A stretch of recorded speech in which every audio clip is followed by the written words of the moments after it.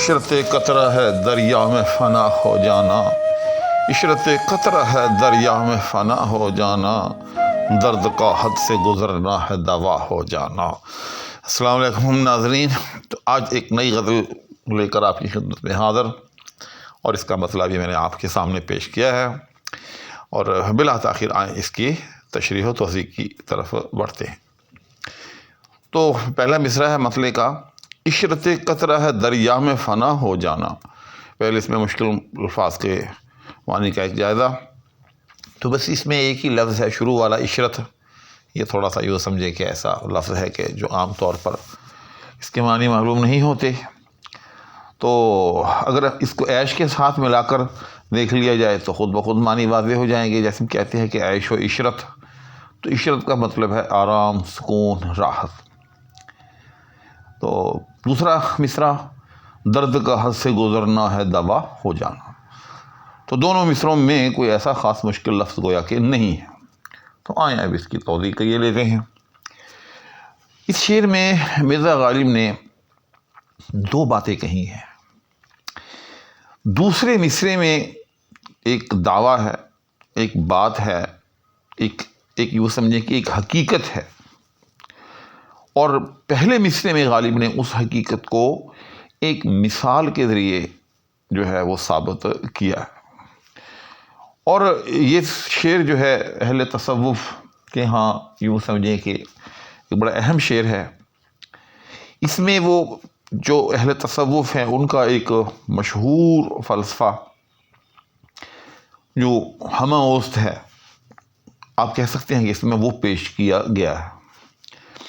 کیونکہ قطرہ اور سمندر یہ دو ایسی چیزیں ہیں کہ ان کا جو باہمی تعلق ہے، یہ بالعموم اہل تصوف جو ہیں اس کو اپنے فلسفے کو ثابت کرنے کے لیے پیش کیا کرتے ہیں، لیکن یہ میں بعد میں کروں گا۔ پہلے جو ہے اس شعر کی تشریح جو ہے وہ آپ کی خدمت میں پیش کروں گا۔ تو غالب نے دوسرے مصرعے میں کہا کہ درد کا حد سے گزرنا ہے دوا ہو جانا، یعنی جب درد حد سے گزر جائے تو وہ دوا ہو جاتا ہے۔ اب بظاہر یہ بات سمجھ میں نہیں آتی، لیکن ہوتا کیا ہے؟ ہوتا یہ ہے کہ درد کا علاج کیا ہے؟ درد کا علاج یہ ہے کہ اس کا احساس باقی نہ رہے، اس کی تکلیف باقی نہ رہے، اس کی کلفت باقی نہ رہے، درد کی وجہ سے جو ایک بے قراری ہو رہی ہے وہ جاتی رہے۔ اب اس کے حصول کی دو صورتیں ہیں۔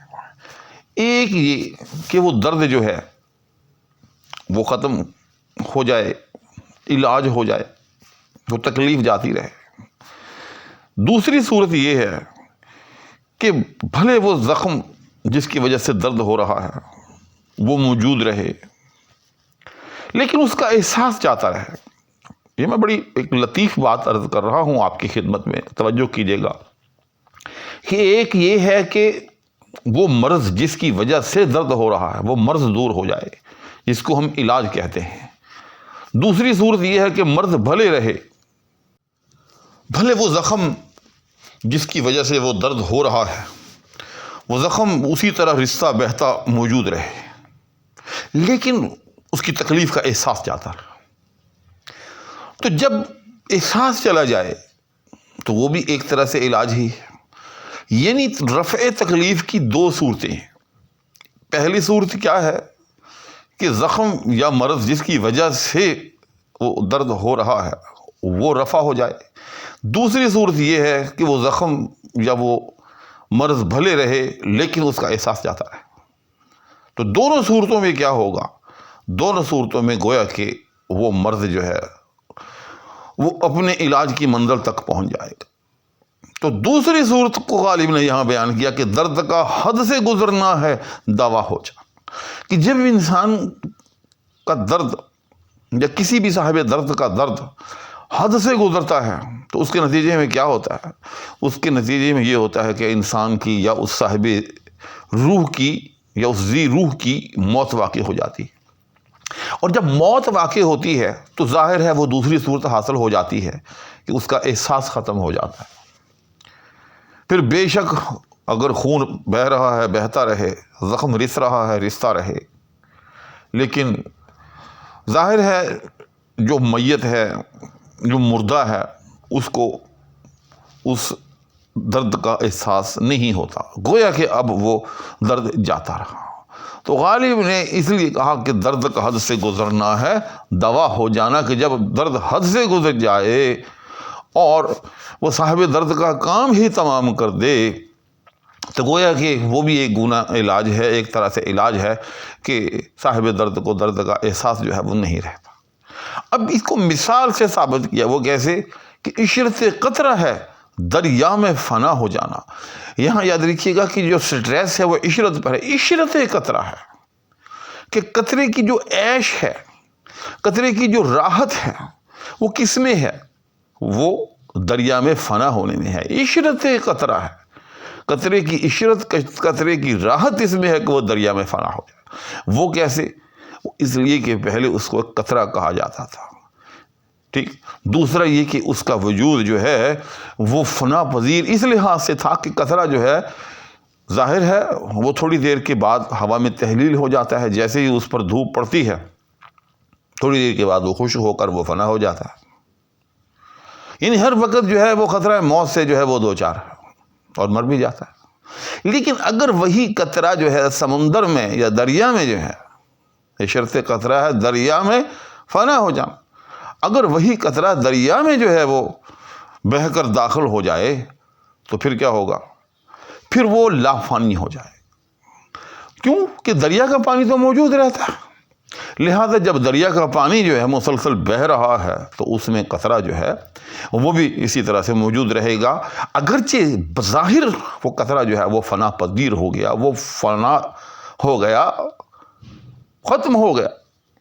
کیونکہ ظاہر ہے جب قطرہ دریا کی موجوں میں مل گیا تو پھر وہ تو موج بن گئی، پھر وہ تو لہر میں تبدیل ہو گیا، وہ قطرہ تو نہ رہا۔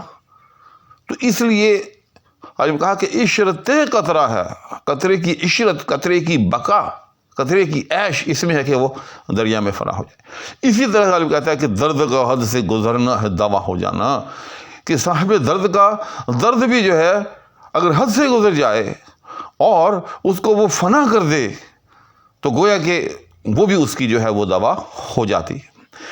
اور جو میں نے شروع میں اس کا اشارہ کیا کہ اہل تصوف جو ہیں ان کے ہاں جو فنا ہے وہی جو ہے وہ بقا ہے، اور اس کو وہ اسی قطرہ اور موج اور دریا کے تناظر میں دیکھتے ہیں۔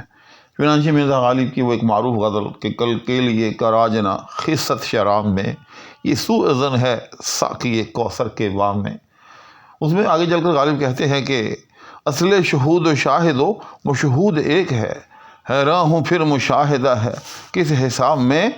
اور اس کے بعد وہ کہتے ہیں ہے مشتمل نمود صور پر وجود بحر، ہے مشتمل نمود صور پر وجود بحر، یا کیا دھرا ہے قطرہ و موج و حباب میں۔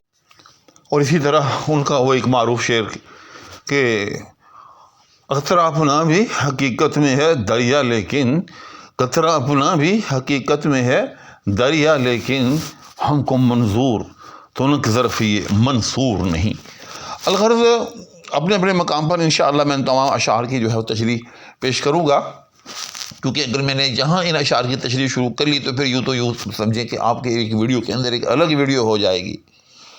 چنانچہ کہنا یہی چاہتا ہوں، یا خلاصہ میری اس گفتگو کا یہی ہے کہ اہل تصوف کے ہاں قطرہ اور دریا ان کا باہمی یہی تعلق ہے کہ قطرے کی فنا جو ہے وہ دراصل اس کی جو ہے وہ بقا ہے، اور یہی بات غالب کے اس شعر کے اندر ہے کہ درد کا حد سے گزرنا ہے دوا ہو جانا۔ یعنی جب درد جو ہے اپنے انتہا کو پہنچ جاتا ہے، اپنی آخری سٹیج کو پہنچ جاتا ہے، تو بظاہر تو وہ درد کی انتہا ہو گئی، لیکن وہی انتہا جو ہے اس کی دوا ہو جاتی ہے۔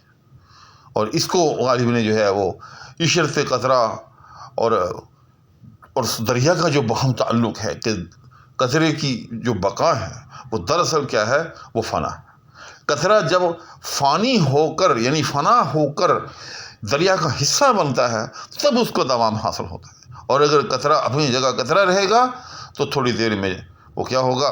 ہوا میں تحلیل ہو جائے گا، جیسے ہی اس پر سورج کی کرن پڑے گی اس کا وجود جو ہے وہ ناپید ہو جائے گا۔ تو آج کی اس ویڈیو میں غالب کی غزل کا یہ مسئلہ ہو گیا۔ انشاءاللہ اگلی ویڈیو میں اگلے اشعار کے ساتھ، اس وقت تک فقیر کو اجازت، اللہ حافظ۔